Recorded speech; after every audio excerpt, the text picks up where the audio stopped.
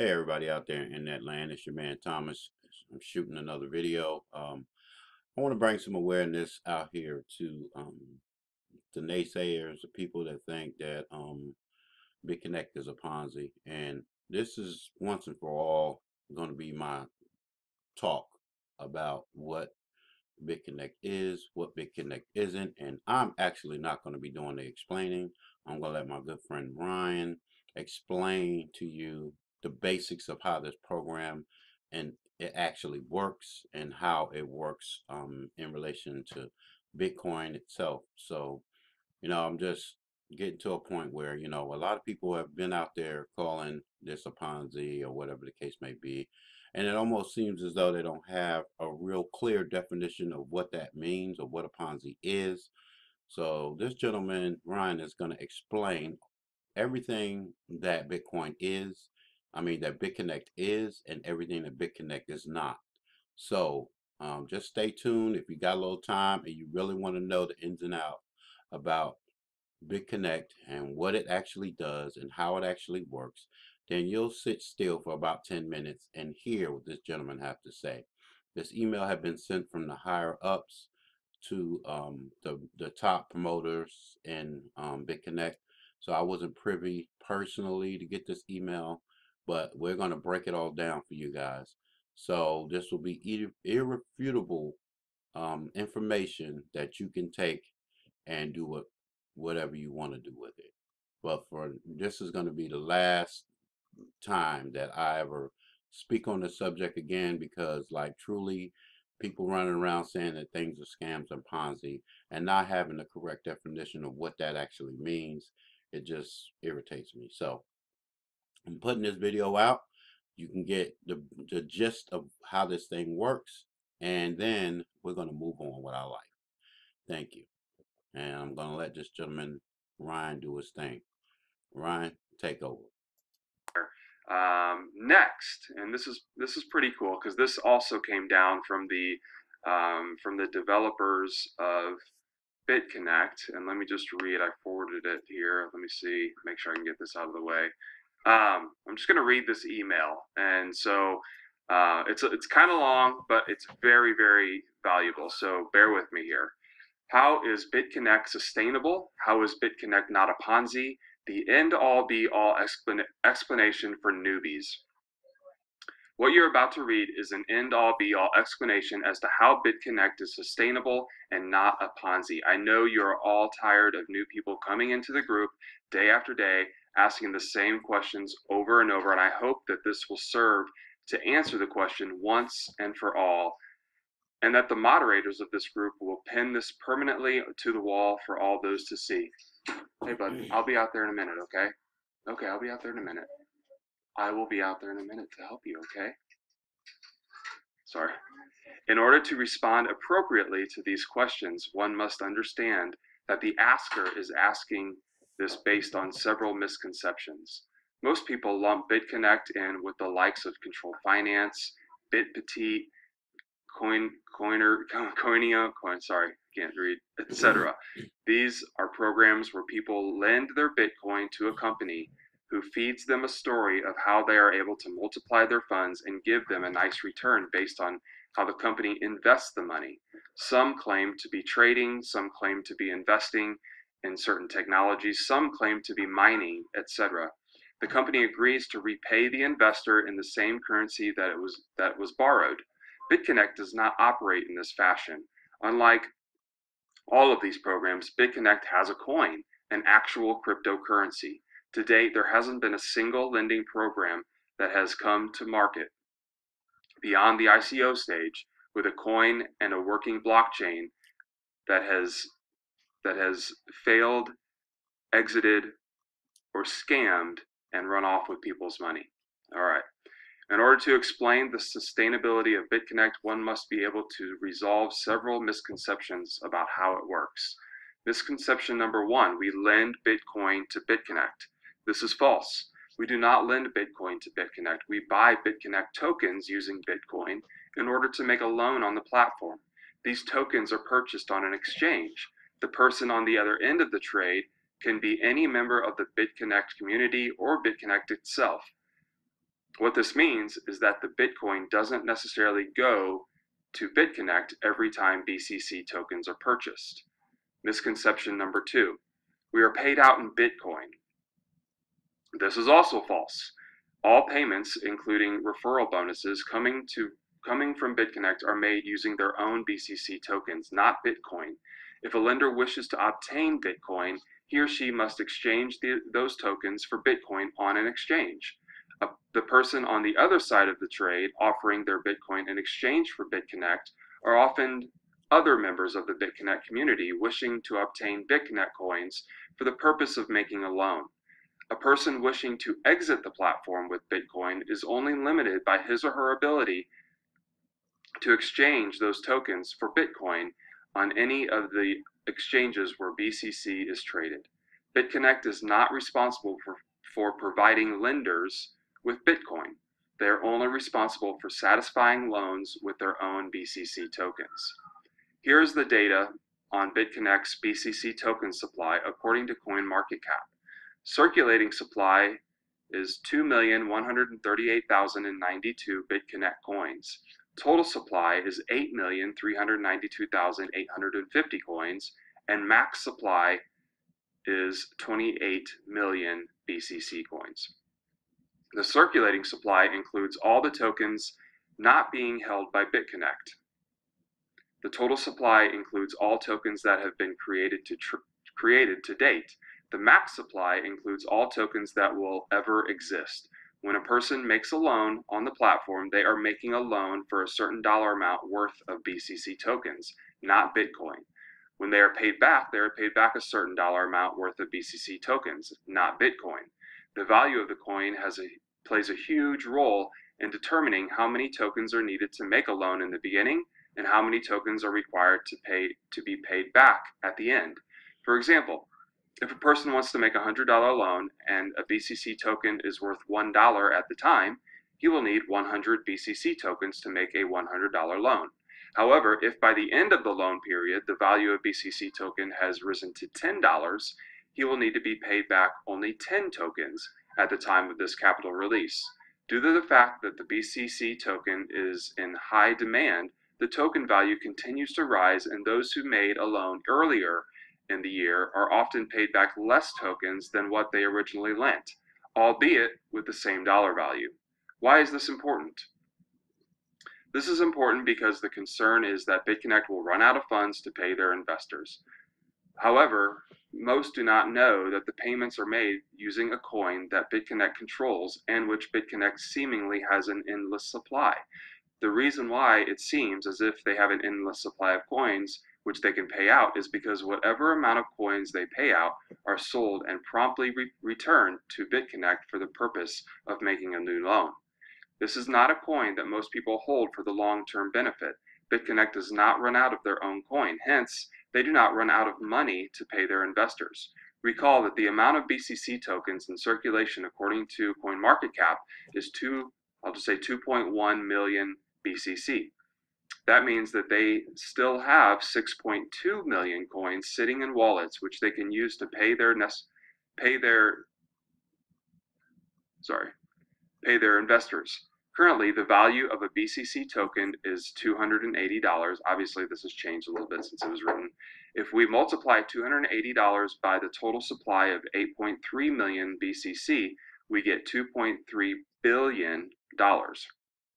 This is how much Bitconnect could pay out at one time if necessary. Mind you, it is highly unlikely that any investor in Bitconnect will try to cash out over $2 billion at one time on the platform. Yet, if this were to occur, then the total supply of coins would be enough to make them whole.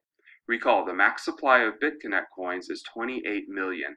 Let me also remind you that once Bitconnect pays an investor out of their own coin, they have satisfied their end of the deal. The investor, if he so chooses, must on his own trade those coins for Bitcoin or for any other coin. This completely refutes the allegation that Bitconnect takes new money to pay old members, which is the definition of a Ponzi. Bitconnect also conducts loan transactions using their own BCC token. Bitcoin is only used to purchase BCC tokens. That is where Bitcoin's involvement ends. Bitconnect pays out their own coin, which is traded for other coins such as Bitcoin, Ethereum, Tether, etc. Bitconnect is not responsible for anything beyond paying out a dollar amount worth of their own BCC token. Could Bitconnect fail? Of course, Bitconnect can fail just like any business can fail. What could cause Bitconnect to fail? Bitconnect could fail, number one, if users stop using the platform, just like any business. If people stop using the service, there would be no reason to stay in business.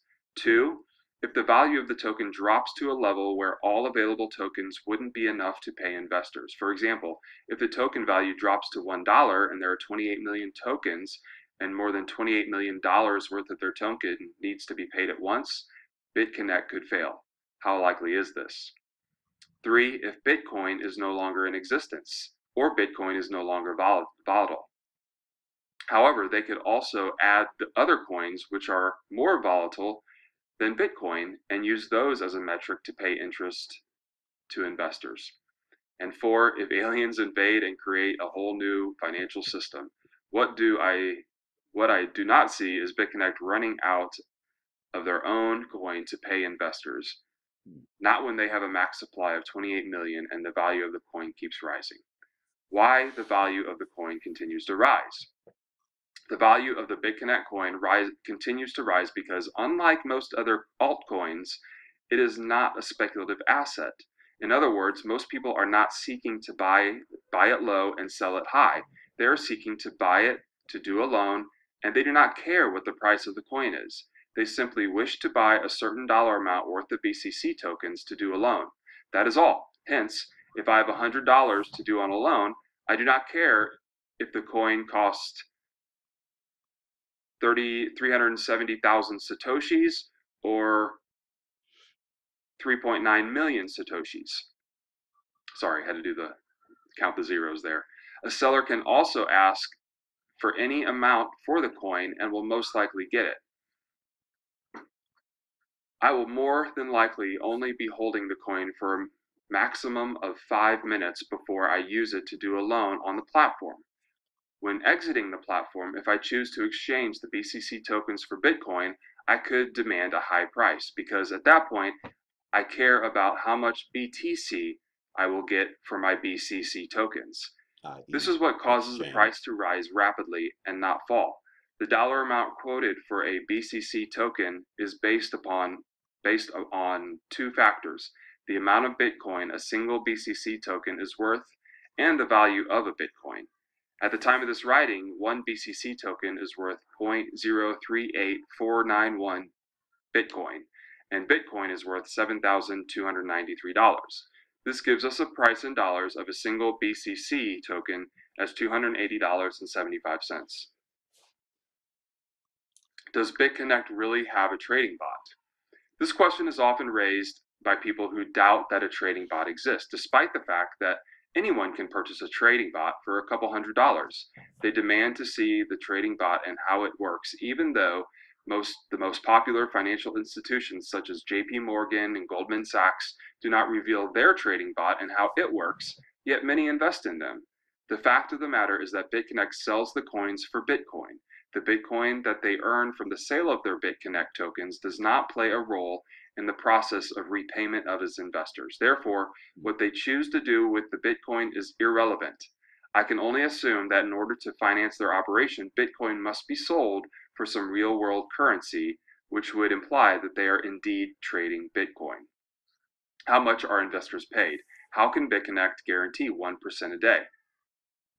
Bitconnect does not guarantee 1% a day. Investors are paid an interest percentage based upon the volatility of Bitcoin. A common misconception is that Bitconnect trades Bitcoin and pays an amount based upon how much they profited on trading that day. This is assumed but never explicitly stated on their website. Investors are paid solely based on the price of Bitcoin at the time the market closes. I am on the west coast of the United States and the market closes at 4 p.m. here. If the market closes higher or lower than the day before, then I am paid an interest based on how much higher or lower it closed. The only time investors aren't paid anything is when Bitcoin closes at nearly the same price multiple days consecutively. Previous performance shows an average of 0.9% daily.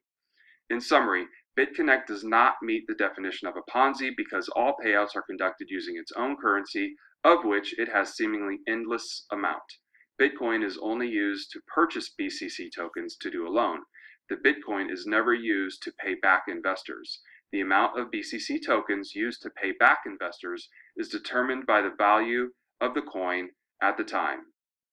The amount of the coins in Bitconnect's possession is enough to settle a capital release ranging in the billions of dollars. In order for Bitconnect to fail, Bitcoin would have to cease to exist or to become non-volatile. Bitcoin does not guarantee a certain percentage on your investment, but averages close to 1% a day. So that's coming from the higher ups, and I think it makes complete sense. You can obviously pause this video and read this yourself if you'd like to, but I just wanted to bring that to everybody's attention because I think there's been a lot of extra speculation out there recently, coming from folks that are fairly popular in the crypto world. So I hope that that helps. I hope that you'll join my team if you want to sign up under me. My link's in the description.